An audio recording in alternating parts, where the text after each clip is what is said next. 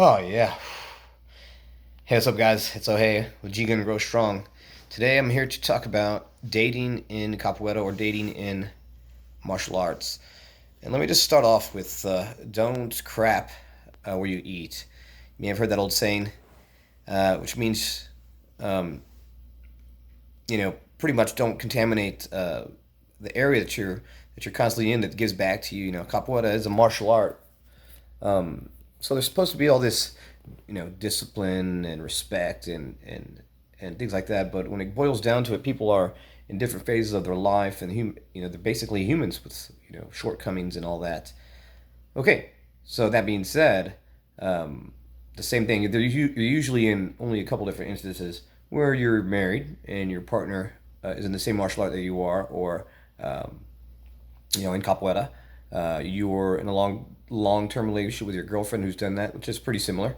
Okay, or you're uh, dating and boning chicks or boning guys consistently throughout the group, or you're not doing anything. You're single and you're striking out all the time. So either one of those situations.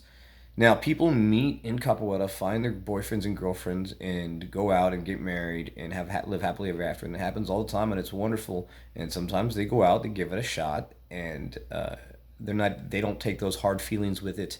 They split up and they date other people, maybe in the group, maybe outside the group, and there's no harm done.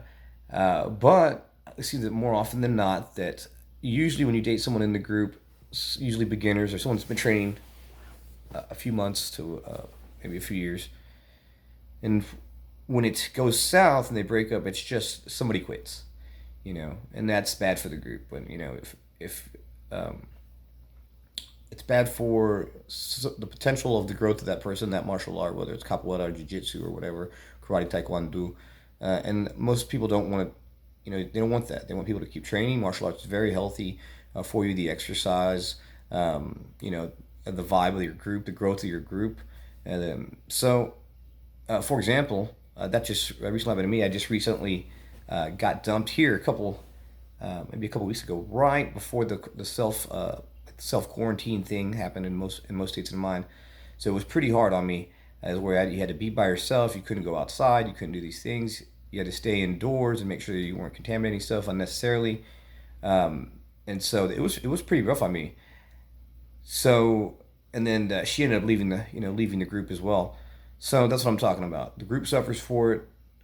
It's the feelings are hurt, and that type of thing. So that's not that was crapping where you're eating, but that's an example of whenever it's split up, it could go wrong, and people don't remain staying in the group and training.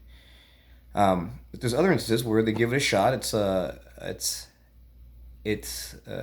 good thing. They stick around. They're maturely able to put their feelings aside and date other people and be in front of their new boyfriends and girlfriends and things like that and go on.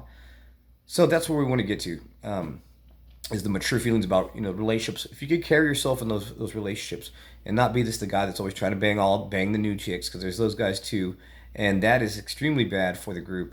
And you hear about all the time. Capoeira is a very sexual martial art. I mean, it's very sexy. The white pants, the tight white pants, the athletic, acrobatic capoeira bodies, the dancing, the close, the being close, and when you're training. So it's already the music, so it's already a very sexy and appealing martial art. And if you add in the courtship and you add in all that stuff to it, it makes it even more.